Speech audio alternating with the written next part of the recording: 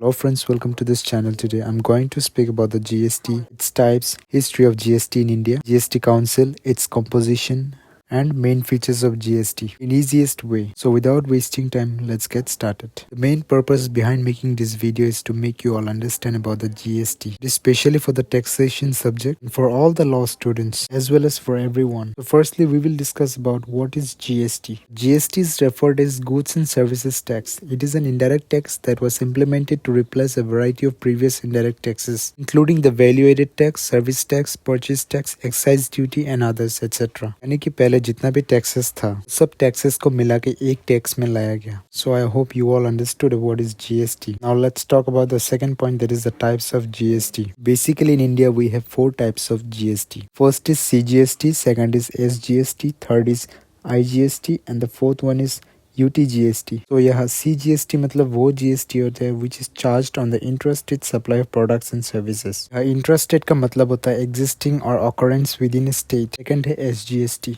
This GST is basically charged on the sale of products or services within a state. Third है IGST जिसे Integrated Goods and Services Tax भी कहा जाता है. This GST is basically charged on the interstate transactions of products and services. The fourth GST is the UTGST जिसे Union Territory Goods and Services Tax कहा जाता है. This GST is charged on the supply of products and services in any of the union territories of the country. जैसे कि Andaman Nicobar island हो गया. These are the four types of GST we have in India. So now we will discuss about the history of indirect taxes, that is GST in India. If we look back at the history of GST in India, on 1st July 2017, the GST was implemented in India. Process of implementing the new tax regime was commenced long time ago. बहुत पहले ही इसका planning किया गया लेकिन implement नहीं कर पाए. In 2000, Atal Bihari Vajpayee, the then Prime Minister of India, set up a committee to draft the GST law. So in 2004, a task force concluded that the new tax structure should be put into place to enhance the tax regime at that time. So in 2006,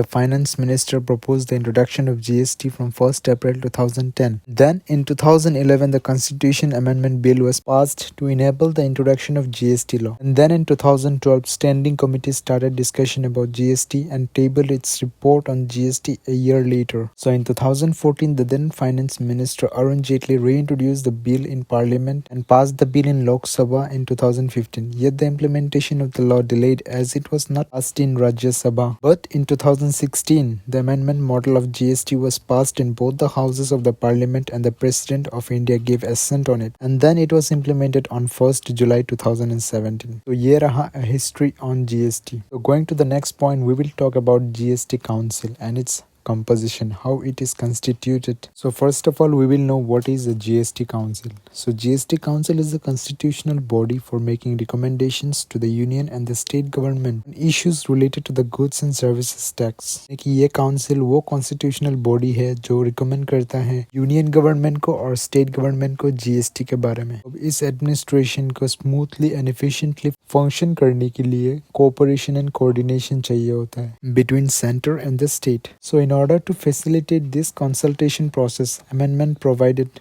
for the establishment of a GST Council. So the amendment inserted a new Article 279A in the Constitution of India. This article empowered the President to constitute a GST Council by an order. So ये रहा GST Council के बारे में. So now we will discuss about the constitution of GST Council, or we can say composition of GST Council. So the GST Council is composed of the Union Finance Minister जो कि chairman होता है, and secondly the Union Minister of State in charge of Revenue or Finance. Thirdly होता है the Minister in charge of Finance or Taxation or any other nominated by the each state government. तो यही councils के members को choose करना होता है amongst themselves who will be the vice chairperson of the council. So we already know that the GST Council is composed of the chairman, the vice chairperson, the Union Minister of State in charge of Revenue, and then the Minister in charge of Finance or Taxation. और कोई भी जो भी nominated होता है state government के द्वारा. तो ये रहा GST Council and its composition. Now we will talk about the main features of GST. क्या क्या features होता है GST का? So the first feature of GST is that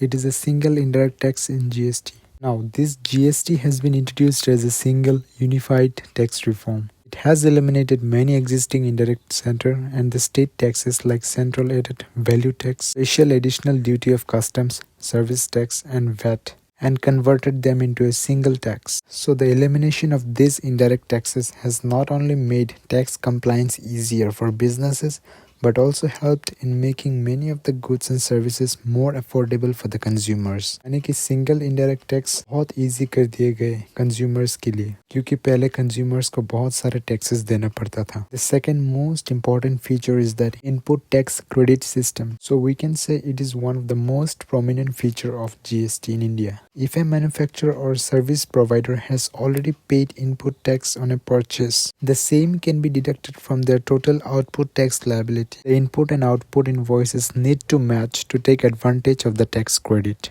This helps in removing the cascading tax effect of the traditional tax and tax regime. Moreover, it also helps in reducing tax evasion. Next feature is the GST composition scheme. Small and medium enterprises, which is also known as SMEs, with an annual turnover of up to ₹1 crore or ₹75 lakhs in specified states can also voluntarily opt for the composition scheme. With this scheme, the businesses can pay a fixed GST rate of 1% on their turnover.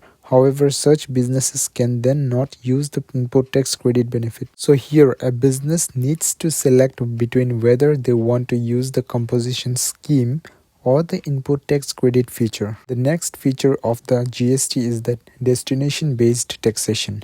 So here GST is based on the principle of destination-based consumption taxation as against the present principle of origin-based taxation. The last but not the least feature of GST is that electronically filing of return.